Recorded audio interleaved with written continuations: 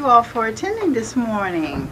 And we're going to get started with our speaker today. We have the special pleasure of having Yolanda Takeshan with us today. So excellent topic and very interesting. Yolanda is a community planner with Kittleson and Associates, Inc., and an advocate for transit and bicycling in Baltimore.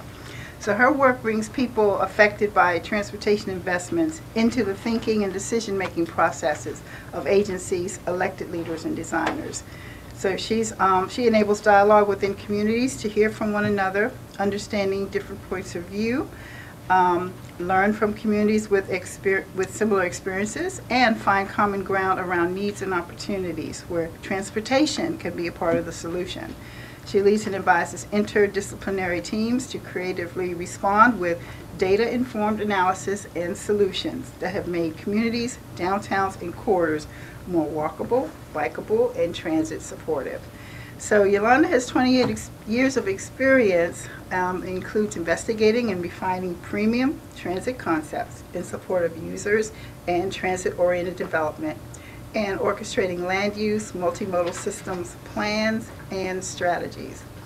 She was formerly with the Project Development Planning in Maryland's Department of Transportation State Highway Community Design Division, and as a key staff member in Maryland's early smart growth initiatives, Yolanda designed community planning processes, including the SHA's Thinking Beyond the Pavement approach to project development. I had the pleasure of working with Yolanda at the Maryland Department of Transportation before I came here. So I am very pleased to welcome Yolanda Takeshan. Thank you. I very much appreciate being here. The pleasure is mine. This project that I'm going to speak to you about today was one of those kinds of things that you get yourself into and you say, oh my goodness, what have I done here?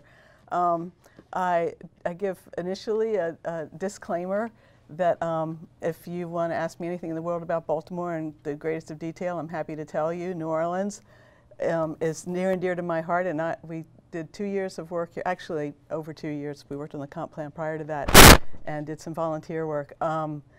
But there will be moments when the accuracy requires a little bit of research. But I'm very pleased to present this to you today. I think it's a really important lesson for planners that probably hasn't been shared enough. When a city, and I'm going to figure out how to do this, when the context of this happens after Katrina, and I'll just give you a little bit of geography. How many? So you're from New Orleans or from Louisiana? Okay, so you spent some time there. Others been there? Spent a little time there, know what a special place it is, know a little bit about the geography, Lake Pontchartrain to the north, the Mississippi River that runs through. I don't know if this is going to work. It doesn't work. The French Quarter is in this area here, and we're going to be talking about the Claiborne Corridor, which is just uptown of this area. So it does traverse I-10 here, and we are looking at the I-10 corridor, which runs right through it. So what's interesting about this time, of course, in the city's history is that it was 5 years after Katrina basically devastated the city completely. And there were questions at that time, it's hard to remember, but there were questions at that time as to whether or not to rebuild by some people, and how to rebuild was a huge issue within the community. Many of the public housing residences that were in fact in high ground, people were not allowed to go back to them because of an approach that was going to sort of improve the quality of the people, if you will, in the city. So it was a very difficult time. This is a map of the impact of the area, and it shows our study area, which is right about here. The area that's lighter is higher ground. The area that's deep purple in this image shows the extent of flooding, and much of the corridor that we're going to be talking about was was very much impacted. It's on low ground and susceptible to subsidence as well. So it was a very difficult area.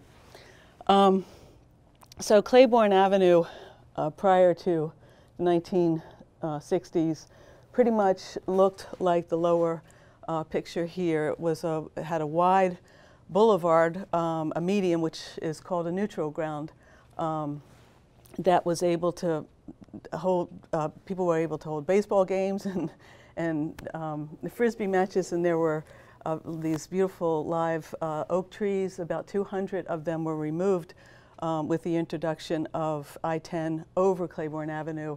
And like many of the interstate highways that were built in urban areas at the time, they were built through middle class, thriving middle class black communities.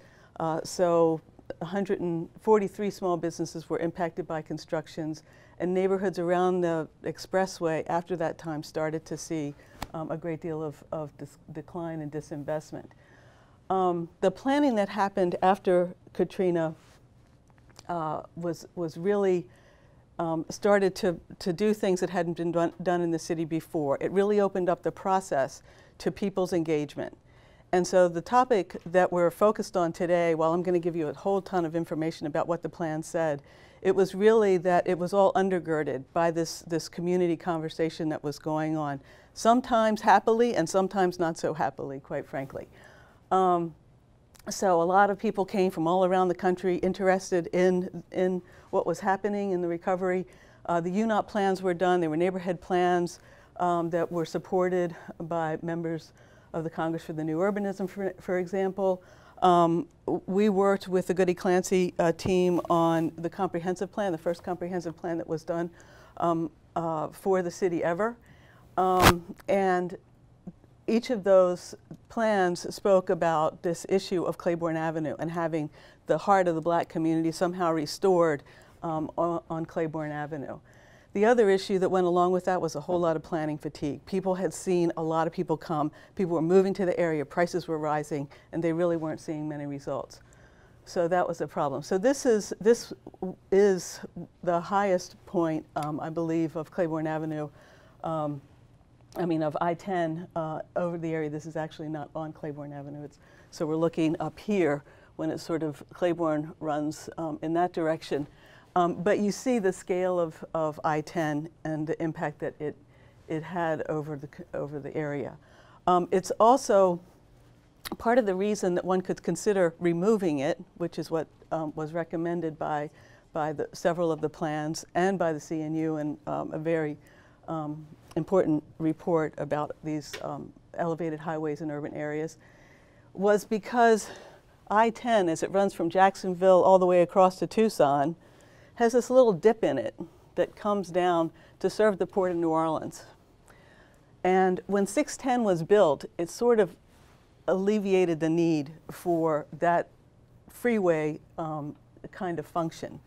And so the question was whether or not I-10 could actually be removed. So there were a lot of interest. Downtown is also here in this area. So it was also important to downtown businesses.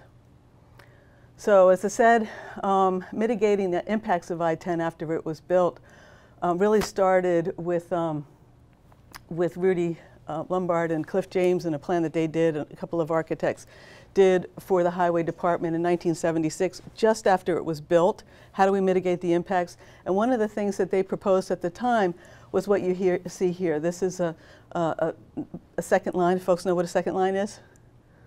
A major second line where jazz bands come out after a funeral, and basically people join the band in walking down the street. So streets in New Orleans have a special significance culturally, because it comes from that culture, that Caribbean culture of celebration at the passing of important people. And this, I believe, was a very important person. But you see that the columns on I-10 under it were painted. And that was one of the concepts that came from that initial effort. So if it's got to be here, at least we need to pretty it up and make it useful to people. And so it has become, over time, after all the destruction, very much a part of the cultural tradition in some ways. A lot of memories have been made under that, what they call the bridge, or the elevated structure over, over Claiborne Avenue. And then finally the plans that we spoke about, and then the CNU plan restoring Claiborne Avenue, that put Claiborne Avenue in the perspective of all these other elevated highways. So people from the nonprofit community, the activist community, and the city all came together, which was happening a lot in New Orleans at the time. And they applied for a federal livability grant that was jointly funded by FHWA and HUD. And you can see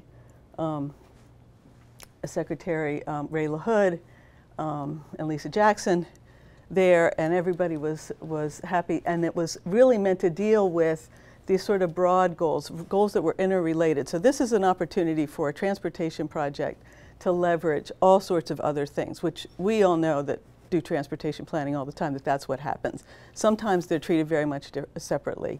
And this was an opportunity to really fit right into that program quite nicely and deal with the question of equity and affordability and economic competitiveness and strong communities, valuing communities and neighborhood. So again, this is another map that's sort of just to make sure you're clear about where we are. These neighborhoods were the 7th Ward, the 6th Ward, Broadmoor, and over as you move toward the Mississippi, the French Quarter. And let's see what else I can use. This is Canal Street. So we're crossing Canal Street, and there's Esplanade Avenue, St. Claude Avenue, which is on the southern edges, and Broad Avenue on the North Broad on the lakeside. And it consisted of 9 communities, including the CBD. Treme Lafitte, people have seen the Treme television show? Yes, we have a few. And so very much an important part of culture. So this is what I was speaking to you before about, this issue of downtown being served by I-10, the distribution facilities here at France Road, the industrial canal that comes into this point for distribution, and then the Port of New Orleans, which is down in this location to the south. That relationship was really important. A whole lot of freight traffic runs on those streets. So we looked at that. So what was the study going to be about? It was going to be focused on economic development, transportation systems, and community regeneration. And it was named the Livable Claiborne Communities for that reason, that it was dealing with that. So over the course of the study, we were looking at the potential for the future. And we were looking at things that could happen, what was going on today, what we could leverage, and what things could happen in the future. What would be the cost and benefits of those things, and what would be the options for going forward. And so that was really the focus of the study. I have spoken to you about study content, so I'm going to move into talking about the community. I want to share with you some of the core strategies, talk about that this is not business as usual, and look at the transportation scenarios. We'll say that for the end so you can see, and then talk a little bit about what happens next. I passed around this book. This was sort of the final report for the community. This was actually the community brochure. If you participated in this, you could have one of these to take home and put on your bookshelf. And more importantly, to take with you to community meetings. Because in the back of it, we talk about, according to economic prosperity, cultural preservation, transportation, whatever your particular interests are, what those strategies were that needed to be moving forward. And it was an investment we felt that was important for people to not be something that really sat on the shelf, but to be something that would be useful going forward. And part of the reason was because people's fingerprints were all over it. We started our work by just simply listening to people. We had over 50 interviews with people. we discussed, and at the next stage we discussed what we learned. We made sure we didn't miss anything, and then we set ourselves on a path to get a way forward and get input on that. And so this is one of those conversations midway through where it was really a working session with people. And this was a traditional meeting. We also had a community project advisory group that was made up of leaders in the community of various persuasions. And we also had, of course, a technical advisory group. So understanding this in the context of a transportation project was really important. People were concerned about decisions being made that they wouldn't have a part of. So one of the ways that we spoke to that is we were really at stage 0.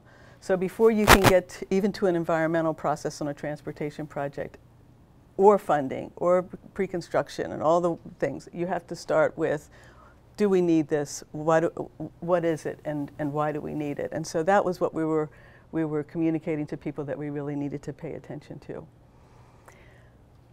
As I said, it was really important for us to capture community perspectives. One of the things that we did was we had something at the first community meeting. We had several community meetings at each stage in different parts of the community. But this is a man by the name of Bill Bora, who had been an activist at the time that the initial I-10 was being considered and where it would actually go. And he, in this recording, he went on the record. These were vignettes that then we posted on the website, so that if you wanted your story to be heard, or if you just wanted it to be preserved for posterity, there would be a means to do it. So he went into the recording studio, and he basically said in this conversation that he regretted not having been as strong an advocate or activist on behalf of not building I-10 over Claiborne Avenue as he did to save the French Quarter, which is essentially what he did at the time. He was a major driver of looking at this again, and this was an important moment. He's unfortunately since passed. The other thing that we did, people like microphones everywhere, but I think particularly in New Orleans, I don't know why.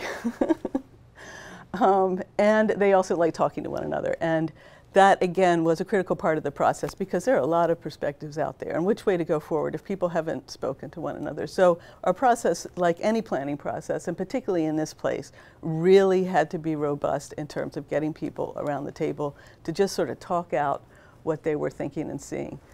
There was a strong emphasis on youth engagement. We didn't do as many things as we had proposed at the time, but we did do a couple of cool things. This person manning the camera had a nonprofit that trained, he was a professional photographer, and he trained this young man to photograph the meetings. And so he was photographing quite a few of them, actually, the one that we'll show in a minute.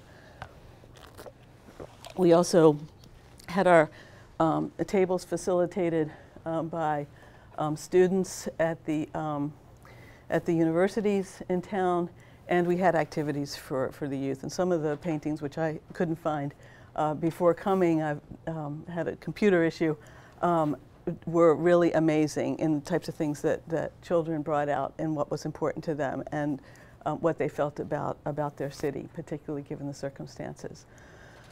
It was very difficult to bring the culture bearers to the table. This was one of several meetings we had with the Mardi Gras Indians. Do people know who the Mardi Gras Indians are? I'm going to tell you. So this is a gentleman by the name of Jerome Smith. Jerome Smith came to one of our first sessions and basically grabbed the mic and made a very impassioned plea that this was not going to be business as usual. He is worth Googling. I have his recording in here as well. I won't play that for you today.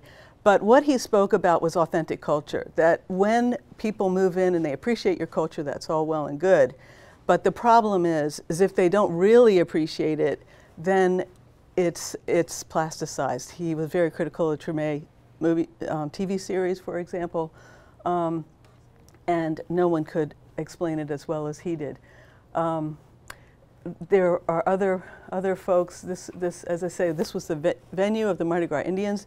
They put together, after a whole lot of discussion, their own program. They said, we want to see the city leaders come to us, hear what we have to say, and then we'll talk about what we need.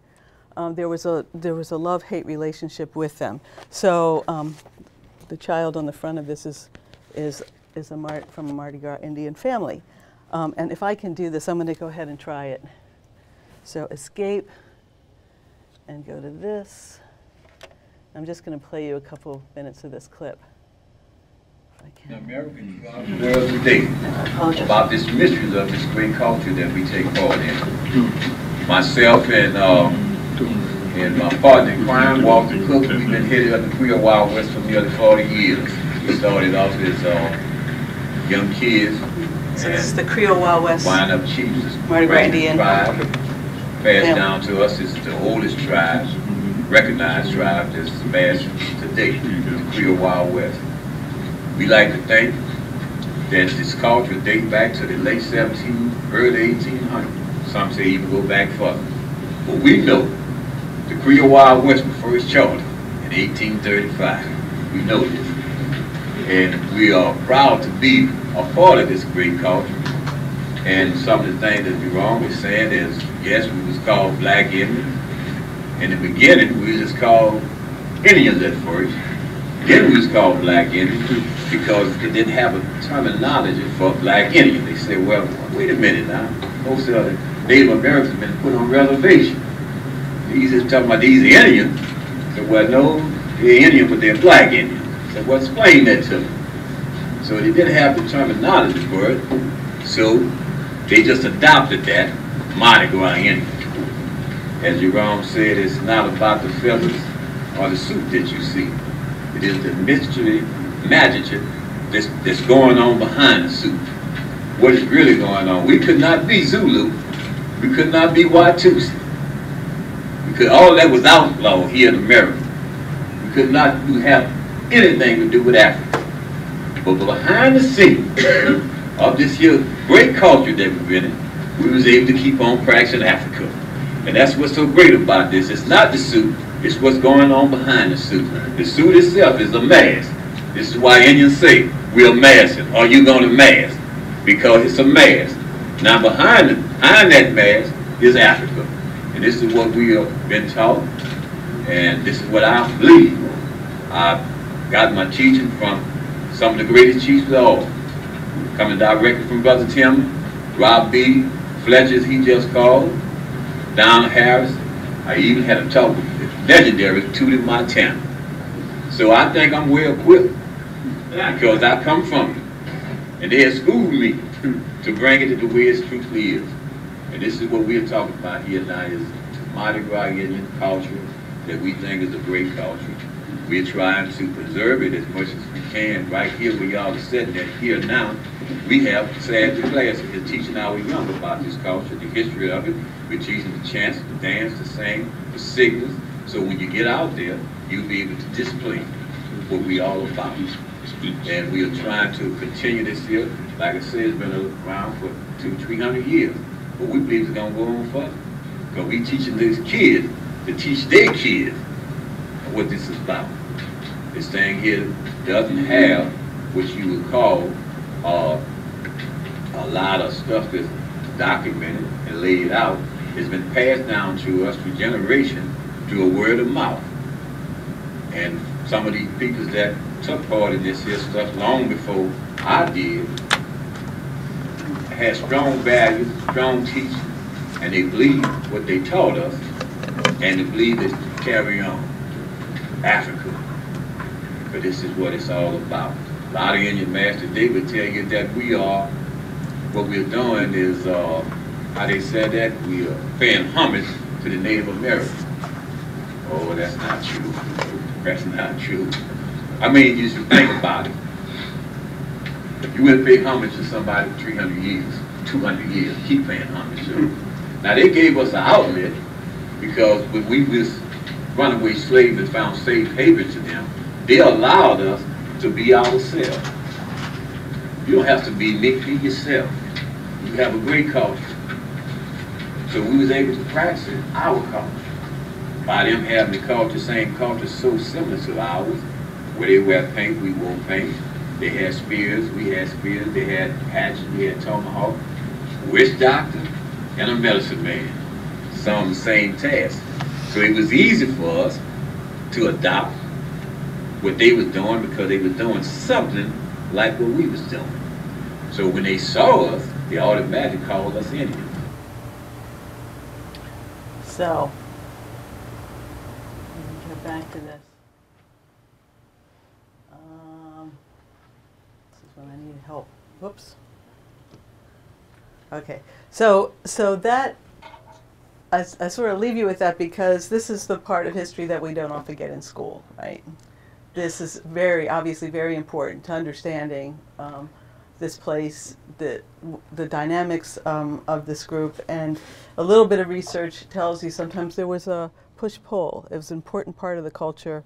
There's a huge tourism industry and cultural industry in the city of New Orleans, but it wasn't always, the culture bearers aren't always embraced. And so this meeting, there's about 2 hours of it in here, was really kind of hashing that out. What do we do? How do we get access to stuff?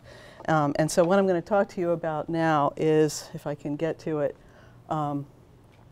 well, let me just say first before I go there. So the other thing that we needed to do was hear from the downtown businesses in the port, and that was the other thing that we did. So we spent some time doing that. And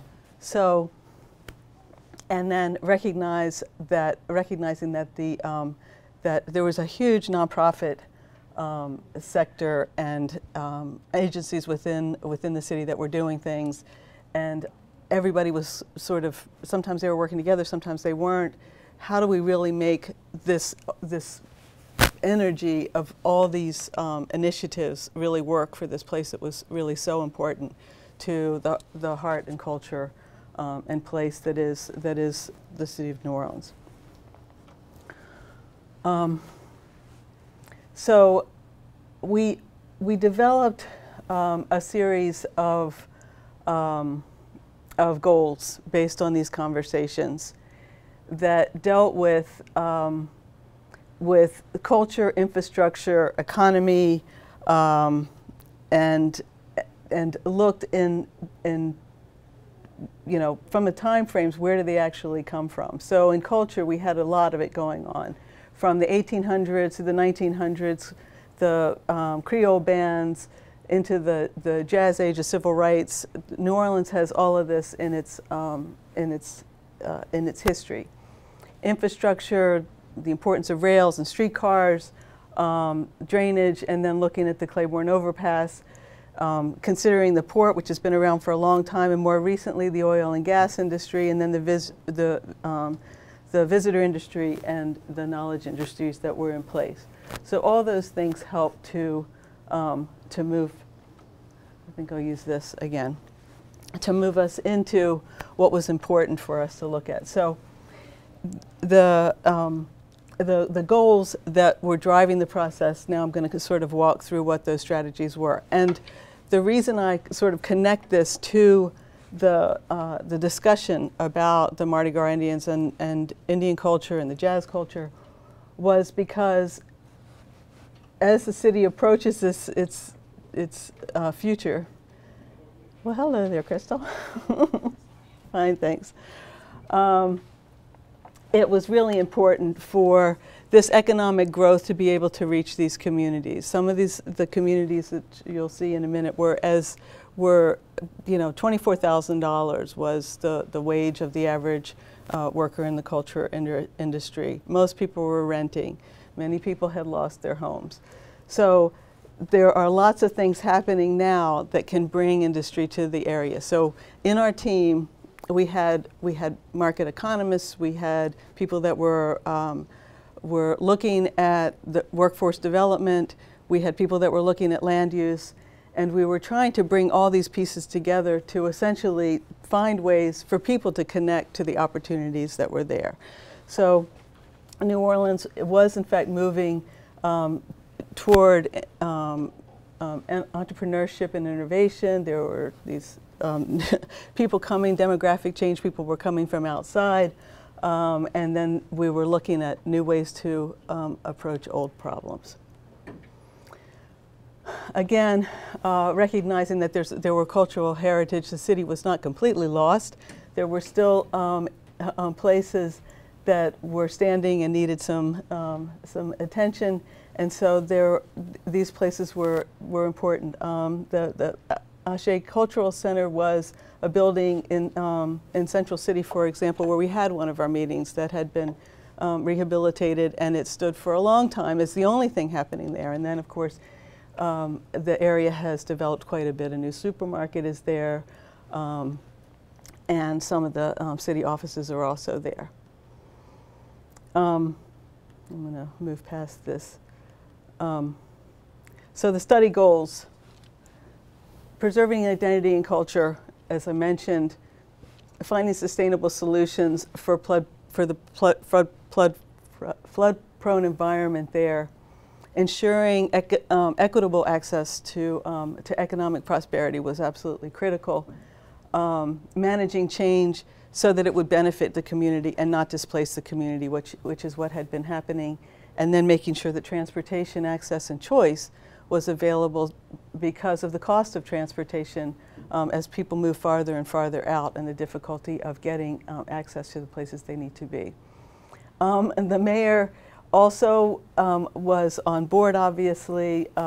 He had started an entity within his office, the Office of Place-Based Planning, for whom this was not in the planning office, this was a special effort of the mayor's office to look at things that his direction could actually do to attack blight and attract investment to neighborhoods, to make the city more resilient, and to enhance neighborhood-based arts and culture.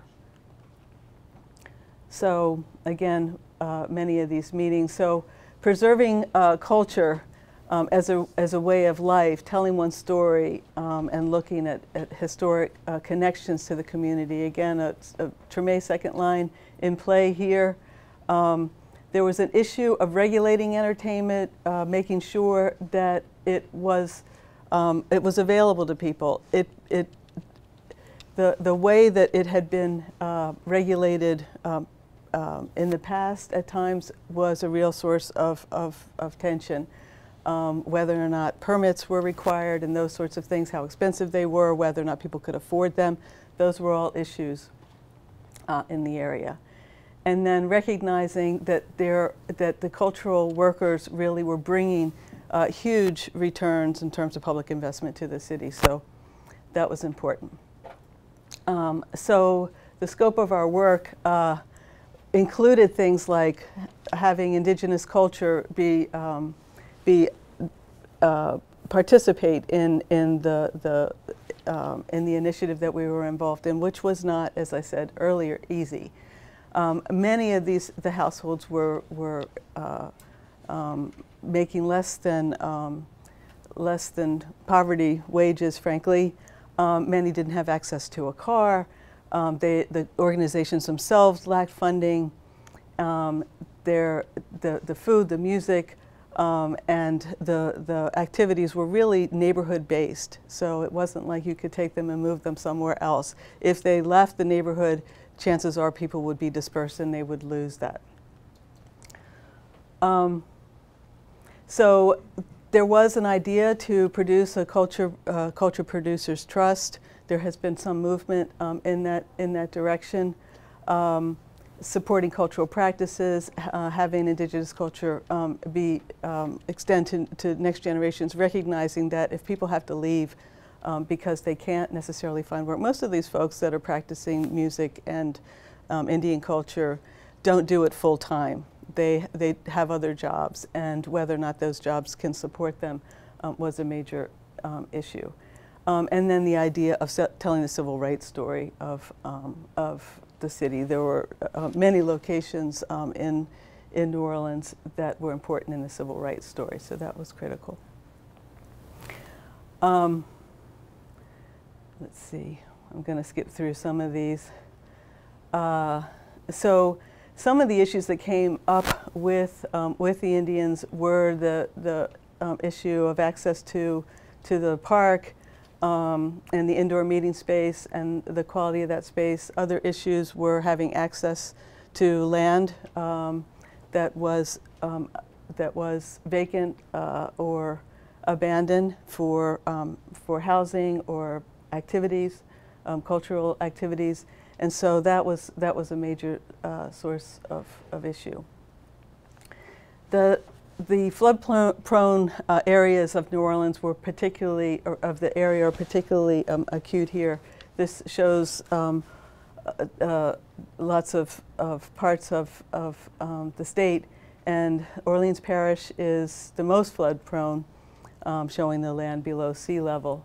And so what this meant was that there were issues of abandonment and land that was unusable. And so the study really needed to deal with how to have that land be more useful for the purposes of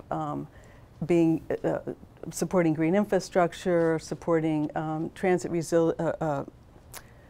resilience in terms of rain gardens, parks, and managing flooding with a blueway system. And people were working on those sorts of things related to this work in the city and other efforts as well. And really making the neutral grounds a part of the high performance. So in other words, the Claiborne Avenue as it existed before was also part of the flood resilience system of the city that basically was removed when that was removed.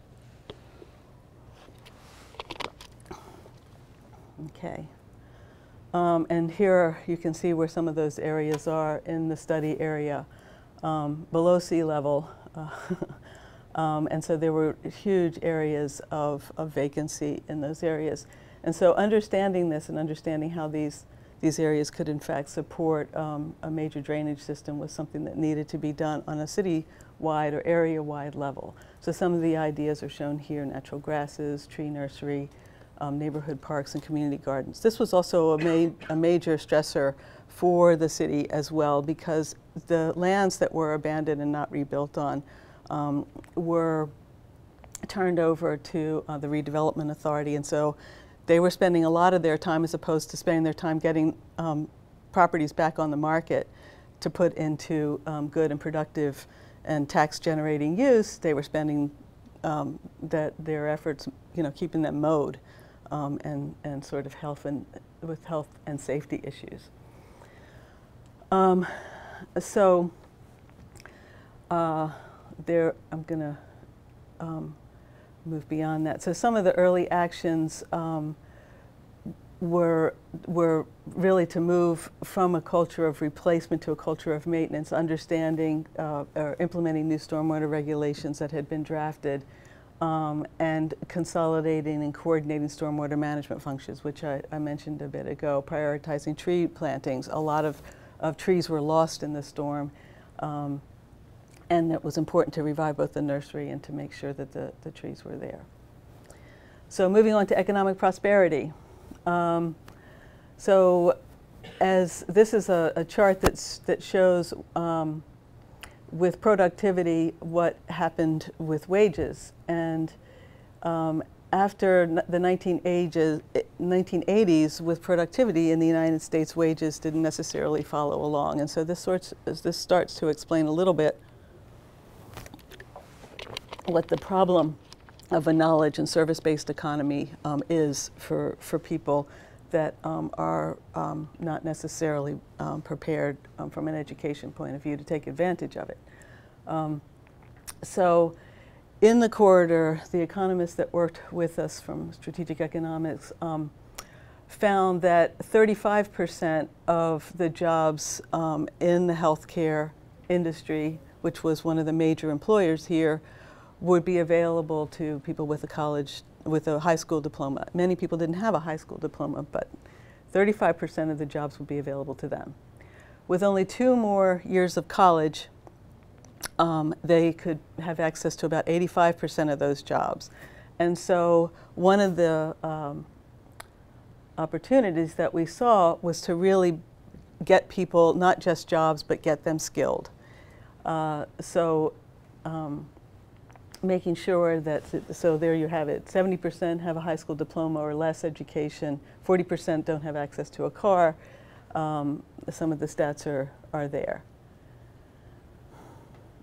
I want to get to where we are. I apologize. So one of the major initiatives that came out of this was Delgado Community College recognizing the need for their services to help this population. They started immediately during the study looking for locations. They're located just outside of the study area to expand some of their programming for residents there, recognizing that people didn't necessarily have access to a car, and also to work with the city on local hiring preferences for certain types of things. And there's a note about Master Craftsman's Guild training. So in other words, making those sorts of opportunities available for people as well, with the growth of the construction sector that was happening at the time. So another element of managing change to benefit the existing community was about vacant and abandoned property. This is a huge area of potential. We're showing My Fair City there, Baltimore, as one of those types of places. You can see DC with a strong economy, relatively low vacancy levels. The livable communities, neighborhoods, as well as New Orleans overall, has a considerable amount of vacant property that's in line with what you see in Baltimore. So what does that mean for the housing market? We got a housing market economist, Lori Volk, who I think has done some work here in the county with the community planning folks, did an analysis of who might be willing to move to the area. And we recognized that in the 1990s, people were looking for large backyards, a lot of amenity in suburban environments. And in 2012 at the time, people were also looking for walkable streets, transit, diverse atmospheres, living near where they work. So very different. So the housing supply in 2008, at the time of the study prior to this, was mostly single family with about 30% multifamily. The expected housing demand was jumping to about 50% multifamily and much less in the way of single family demand.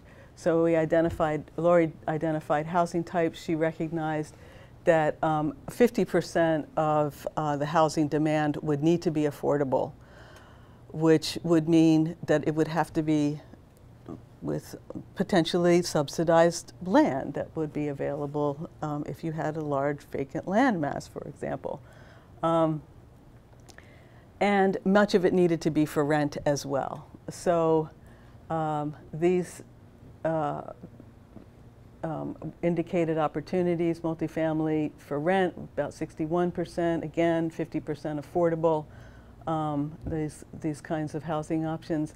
Single family attached housing in the study area, the demand would probably only be about 14%, and again 50% affordable, and then detached about 8%. So the predominant housing type in the study area was in fact attached and detached housing. So the need for a multifamily was something that the study did in fact pick up, and recognized there were about 5,000 vacant and abandoned lots, about 500 acres, that much of it, 18 acres or so vacant, owned by 100 lots owned by Nora, that there was a real opportunity to begin to make the vacancy actually work for two things, for providing housing and for providing a way to manage water.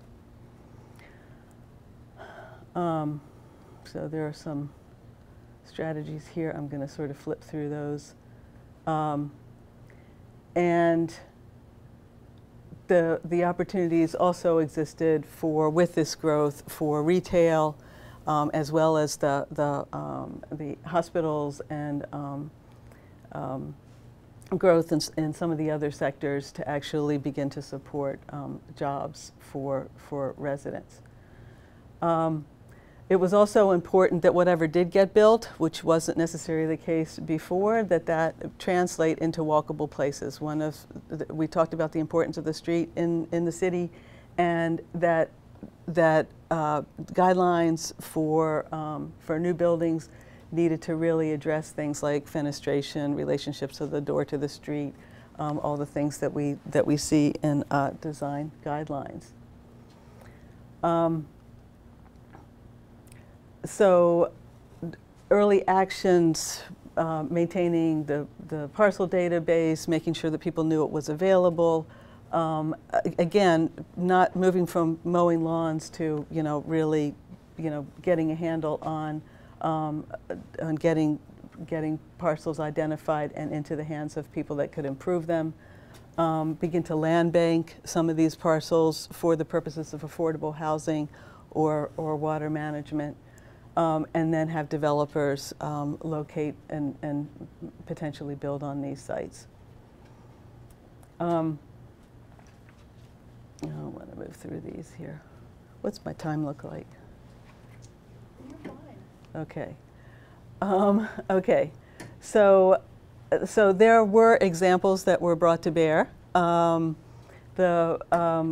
revitalization in Columbus was a model that Goody Clancy brought to the table, where there had been a lot of sort of partnerships with the universities, with some of the industries that were occurring there, as well as with neighborhoods, and had been very successful. So this was an opportunity to have the university and other partners participate in job training and health and human services education, those sorts of things. So that was an important example. And then finally, last but not least, did the transportation folks actually come to the room? Yay!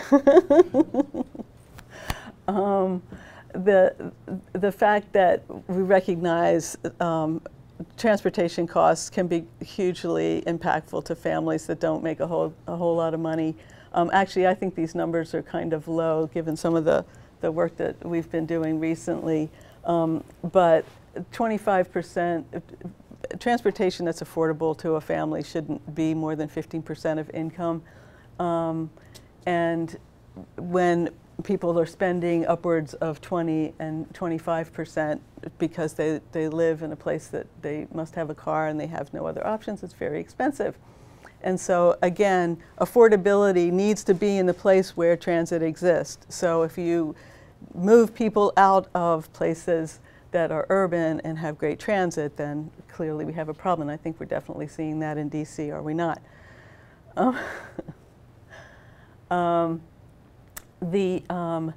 The other aspects, of course, in trends at the time, and I don't know if we're seeing a switch. On my way over here today, I think gas was $2.15 a gallon or something like that.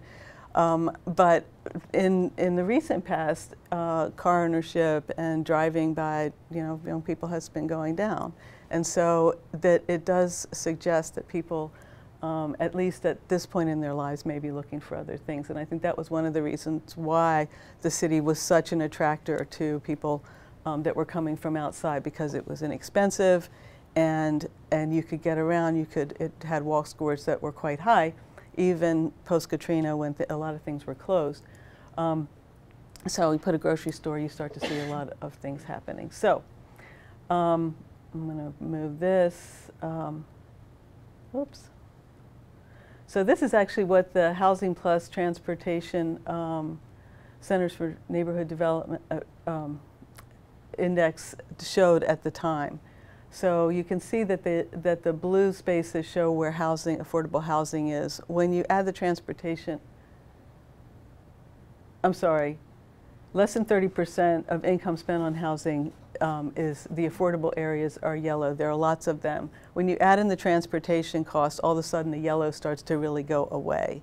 It was quite striking because again, it's a sprawling area, single-family houses. You know, a lot of places in Florida look like this as well, right? You can't serve it easily with transit, and therefore it gets very expensive because that's the only alternative. So some of the early actions that we saw, there were lots of roads that were being resurfaced. This was a real opportunity to start to change how roads felt to people that wanted to get on their bikes. And there were other ways to potentially pay for some of these improvements besides just through the general fund. And so we looked at things like changing parking management. There was also an understanding of really understanding the street system well and how it could be used to leverage places. So this is sort of a you know, restoring local streets. If this is Claiborne Avenue and these are the river to lake arterials, many of those local streets had the ability to serve a double function. So as the intersections get bigger, there's sort of a risk of cut through on the streets that run parallel. And what do you do about that? You begin to plan for traffic calming operations that don't allow people to necessarily go into those streets unless they're making a local trip. And most of the master plan had bike lanes on the major arterials, in fact. So using a low stress network approach to thinking about those kind of connections for cyclists, having transit actually work on the thoroughfare streets, putting those stops in locations that were accessible and could be improved, were all important pieces of this. So really making the most of the street network was a critical part of thinking about improving safety and mobility for folks. At the time, bike share was just being introduced. I don't think we imagined scooters then, but lo and behold, a couple of years later, here they are. And that just talks about the cost of vehicles, cost per ride, cost per vehicle mile, cycling and walking. And so we looked at some of the costs of where people would likely live if they were living in affordable areas and tried to help people understand those things. We also supported a Live Near Your Work program, somewhat like the Johns Hopkins program, that gave a range of different tiers of support by the employer to encourage people to live closer to the job so that they could afford that potentially more expensive home. And then looked at ways to subsidize transit and a TMA, transportation demand management. So I know you're dying to know what the scenarios look like and what happened. So here they are. So Claiborne Avenue, the street on the bottom, I-10, the highway on the top, otherwise known as the bridge. This was the condition today, and it was also the scenario one that was considered. We also talked about having transit and multimodal improvements as well as land use improvements with each one of these scenarios. The top right shows scenario 2, which introduces some use, market use, much like are folks familiar with under I-83 in Baltimore, and also adding a BRT or limited stop bus service along Claiborne Avenue to reaching one end of the quarter to the other. And then we looked at a couple of alternatives for, I'm sorry, this is the existing condition. This is scenario 1. This is scenario 2. And this is scenario 3A and 3B. And so in this scenario, I-10 stays intact. And what happens under the bridge is more permanent and would involve getting permission from LADOTD and then the final 3 A's and B's, we ended up with 2 of them, took the expressway down. And so we looked at them according to a variety of ways.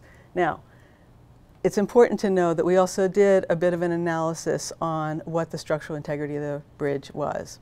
And it has a useful life, for better or worse, of 30 years. So this is not an immediate decision that's going to happen tomorrow. In fact, one could say that it would be very difficult for scenario 3, either of those to happen. Whoops. So let's see what happened. So here we have the existing condition. There's scenario 1, scenario 2, scenario 3, and scenario 3 with 4 lanes. Some of the questions were related to what are the port's plans for the future, which were difficult to know. At the moment, everybody, it's critical, it's important, particularly with the oil and gas industry, but what would it mean to access to the port in the future? And then there were the questions of, in one of the scenarios, scenario 3A, how would we would have to make some improvements to the network. To take this movement away, you would have to improve this area here. So there was some expense involved. So with scenario 1, we looked at taking away just some of the access points. So when a lot of these facilities were built back in the day, they didn't follow, what my colleague Brian Ray would call geometric design criteria that was safe necessarily. Anybody who wanted access to the freeway sort of got it. So there were connections all over the place. They weren't necessarily spaced properly, et cetera. So if we got rid of a couple of these access points at these locations, the possibility exists for new development to come in and redevelop those areas. So I'm just going to run through. So what happens to traffic in the case of scenario 1? The red indicates that it's still pretty high on I-10 and on elevated I-10 as well. The local street network is fairly free-flowing. The smaller streets show very little traffic on those streets. So scenario 2 involved taking more ramps out of service and reclaiming some of the area around those ramps for redevelopment. And so again, this redevelopment is going to be one of the ways that, that not only the area improves and walkability is improved, but also it's going to produce a tax benefit that's going to allow us to be able to do some of the cool things we talked about before. So again, we're still showing a whole lot of traffic on the major arterials. There's probably less green in this map showing reductions in volumes than there is increases in those areas. So if you take away some of those access points, it stands to reason that you're going to lose the ability of trips to be able to be made on the lower order streets, which is how a grid network works well. So with 3A, this was simply sort of a surgical removal of I-10.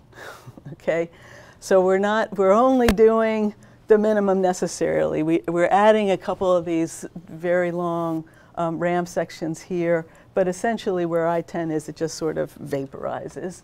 And there's some reconfiguring of the streets. And again, there's that.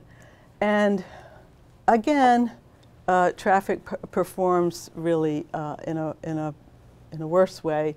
So it's not necessarily the best idea. So 3B takes down the Claiborne Avenue Expressway and basically makes the Pontchartrain Expressway, which is the I-10 that runs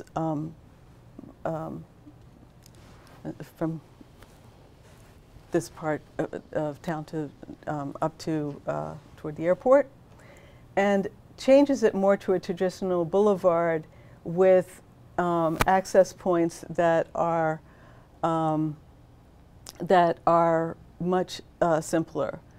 And this is what starts to happen. The crazy spaghetti of ramp structures starts to move. What is created is a distributor collector system. So through trips are really using sort of the main line, and let's see if you can see this. Whoops. Okay, and what's being added is not shown here. What's being added are these green connections, and so it really is turning the Pontchartrain Expressway into a distributor collector, which allows it to get to traffic to get to the local streets, sort of parallel to the through movements that happen here. And the opportunity to build up, particularly this area happens to be around the hospital and the biotech center, this growing area, it really creates the opportunity for another downtown next to I-10 and returning Claiborne Avenue to be a real boulevard and a real place. There's an incredible amount of real estate in those ramps. The other interesting thing about it is it starts to reduce traffic on the Pontchartrain Expressway, the main I-10 route into downtown, and on the links here, and it begins to distribute traffic on the local arterial streets, which is what a network is supposed to do. So this has a lot of potential. I did not bring the costs with me, but it's not inexpensive to do either. But again, it's out there for posterity. I think the cost is actually mentioned in the handout. So you start to see what happens in the study area. You get huge reductions in traffic in 3B, some in vehicle miles traveled and hours traveled in some of the others, but not as much as if you really return the boulevard to what it was really supposed to do, which is distribute traffic everywhere. And then in the region, you also see some benefits in terms of VMT being reduced by at least it's comparable to what's out there today. So we also looked at who would be living, if you redevelop the areas, who would be living near the transit stops that would be created. And again, the performance steadily increases with the improvements in the transit network. Jobs that would be there increased, permanent jobs over the period. So this type of investment in the removal of I-10 had significant value for all the things that would produce investment in the city in each of these categories based on the real estate and tax revenue in 20 years was measured. And the difference is high end and low end. There's sort of a span there. And so you're getting some pretty amazing numbers. The potential dollars to be leveraged for all these cool social, cultural, and economic benefits were significant, between 25 and 50%. Affordable housing units that potentially could be increased. And this is what it looks like on the ground. So mixed use redevelopment opportunities under scenario 2, as well as neighborhood infill. So the pink is representing the mixed use opportunities along the boulevard and the major arterials, and then you have the neighborhood infill with single family and detached houses potentially being rehabbed. In scenario 3, that starts to look more robust. And in scenario 4, you get the benefit of this area near the biotech and the hospital district. And so what that looks like from a programmatic perspective is demonstrated on a couple of these streets. The graphic designers at Goody Clancy did a lovely job at this. So we start to see street greening of infrastructure, the potential to do some work with the streets themselves and rebuilding some of them. And then you start to see the potential for more subsidy for infill housing.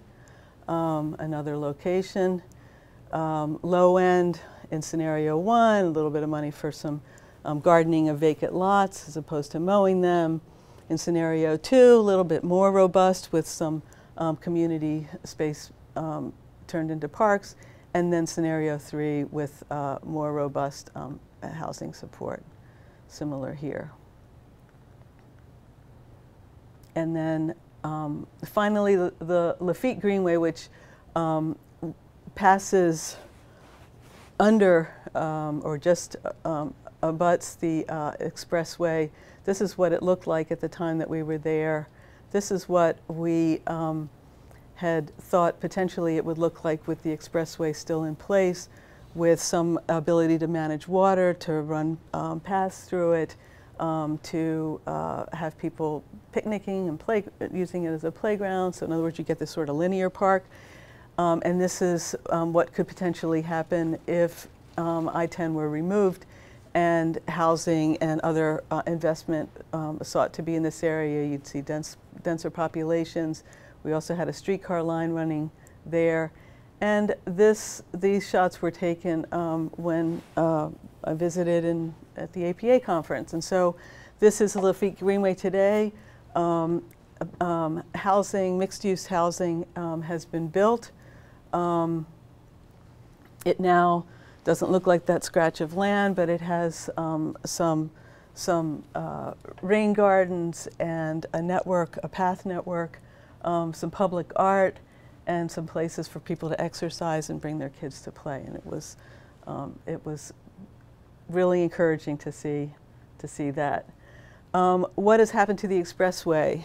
It's sort of a mix between 2 and 3. So the Cultural Innovation District was a result of, it's being run by the Foundation for Louisiana, and it was a result of the mayor's initiative. At the end of the project, he decided that he wanted to continue to implement or to start to implement the plan in an organized way. So he set up in his office the Livable Claiborne Initiative.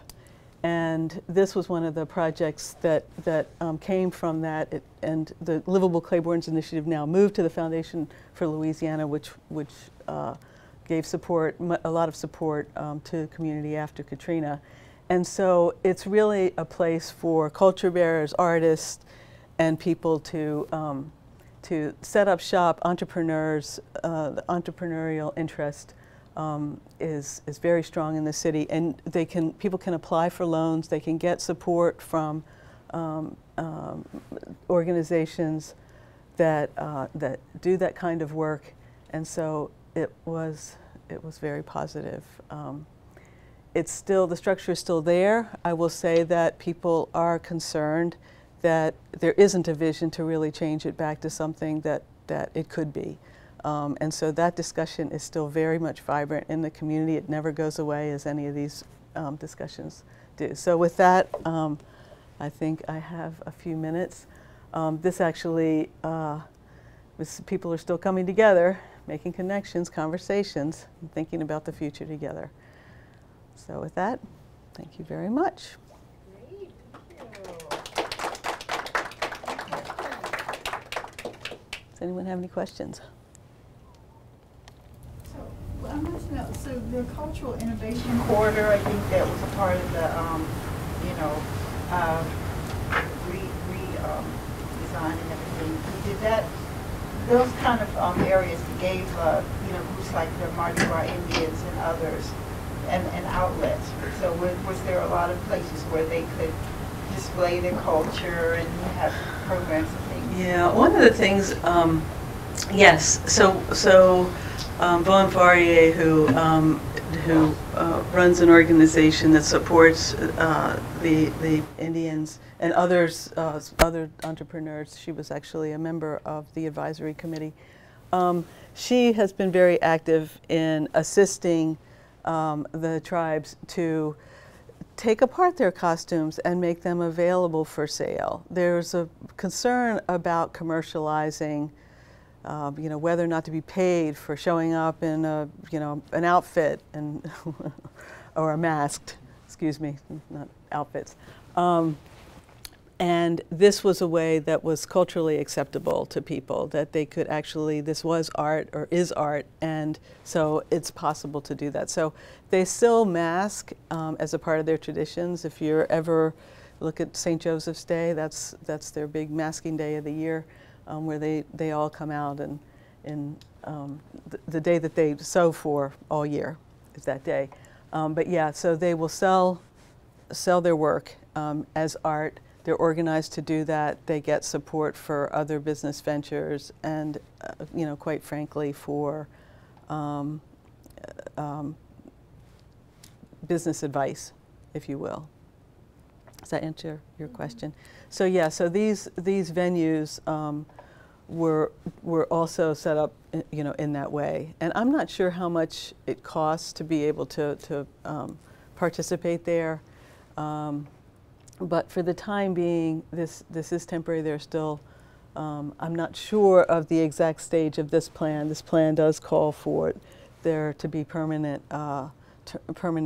display and business venues under the bridge.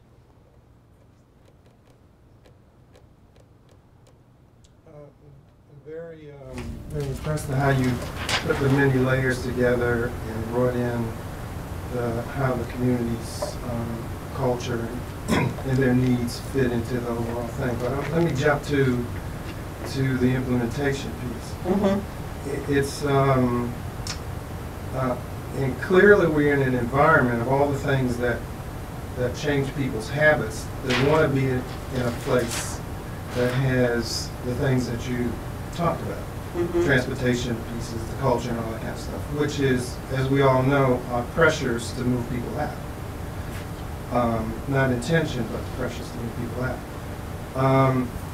And so a big part of the completion of the plan is the removal or surgical removal of the freeway. Mm-hmm. To create development opportunities to actually encourage the kinds of things that push people out. It creates that kind of environment. So it's almost like, and unless either the community, the government, whoever's pushing this thing starts to layer the pieces and put things in place so that doesn't happen. The amount of affordable housing, business opportunities, all the things that you talked about. But a lot of times we realize that doesn't happen. Yep. You know, people have the great plans and the great thoughts, but when you get down to actually seeing things evolve, the market drives what happens. And just from seeing, I don't know a lot about New Orleans, but just seeing what you have and the things that you were talking about, you could see that happening. Yeah. In a place like absolutely, very much so. Especially when it was intentional sometimes for that to happen. Right. So in a way, how you ended it and what the mayor's office is doing. Now the foundation, it's moved to the foundation. But yes. Yeah, I was also going to ask about that. Who's driving this? But some things almost have to be in place or should be in place. Some of the entrepreneurial opportunities, or some more aggressive housing, affordable housing rehabilitation, or so that the community that's there isn't as tenuous when the other things start to happen, which is almost saying you need a longer lead time before. Yeah. But that doesn't. I mean, that doesn't. It's a very delicate. It is a delicate balance, and I don't know that anyone has figured it out. What we attempted to do, and I don't. I think it worked. I'm not close to the implementation day to day, so I can't tell you for certain. But I can tell you that understanding the value of the people that live there, that are in the sort of the conditions, financial conditions, and ability to manage their lives. A lot of people moved to Houston and didn't come back, right? So that was a loss to the community. Some people couldn't leave. I don't know if I've heard the stories, but some people weren't allowed to leave. You work in this hotel. If you go, you're out of here. So, so you had that kind of thing at play. What I saw and what I sensed is the cultural and artistic community has a strong voice at this point. And this plan was probably part of that. There's a lot that's already there that has been built upon. But bringing the resources to actually putting a dollar value to what that means for that culture to be authentic. There are plenty of places that we visit that are named for things that no longer exist there anymore. And I think, I know, I see it in other cities as well. If there's nothing that anyone in this room takes away from the conversation, one of the things that I found is that when you really start to ask the questions, people understand how they live, where, what happens where they live, and that, you can sort of take it to that point. But if we can provide our expertise to help put a value to it that says, this is tangible and it's worth supporting. And so I'm not sure what the financial mechanisms look like that are in place today to make these folks be able to have sustainable livelihoods. But the resources are there. And so if I know as a developer that I'm being asked to support this thing that is going to increase the value of this community, of my market, as well as the community, and be able to do something good through it, then it's possible that it actually does happen.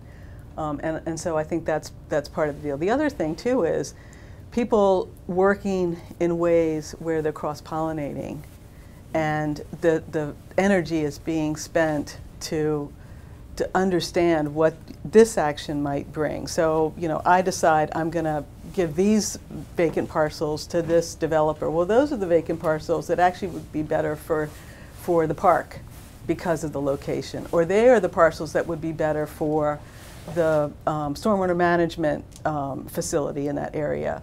So that understanding also was, I think, conveyed through this, so that as change happens, there's understanding of cause and effect.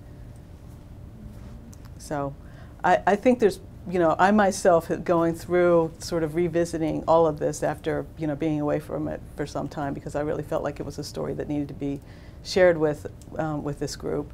And I appreciate so much, Fatima, your willingness to entertain it.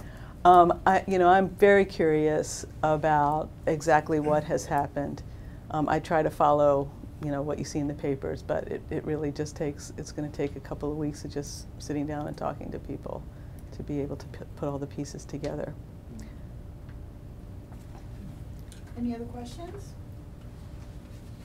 Well, go Yeah. ahead. What was general public response to removing the So most people felt it's a really interesting question, because we were all surprised. Most people felt as though our lives were destroyed by this once. If you do this again in my lifetime, it's going to really mess my life up again. There was that perspective. Then there were people from New Orleans East, which is like Prince George's County. It's, it's black, middle class. I need to get to the hospital. I need for that thing to, my ambulance to be able to get down to that hospital pretty quick, and I live pretty far away, and I need this expressway. And then the people, in the same room saying, wait a minute, my kids breathe this air every day. The health of my children every day is affected by the fact that this expressway is sitting above us and, raining pollution down on us. So there were those perspectives as well. So it was a mixed bag. The cultural community uses the expressway to Second Line or Mask all the way from uptown to downtown. And so they very much like the fact that it's shady, it's cool, it's rain, resistant. But I do believe that at some point when it's time, people will be equipped with the knowledge that it could be something else, and they may be willing to accept that trade-off. That, you know, if you can really turn this back into something that's easy to cross, that's not. I mean, it's miserable, frankly, to walk under it. I don't. The people that worked on the project had mixed feelings about what it should be. But the economic argument is a strong one, I think. So more to come. Lots to Google and investigate. Thank you for your time. Thank you so much.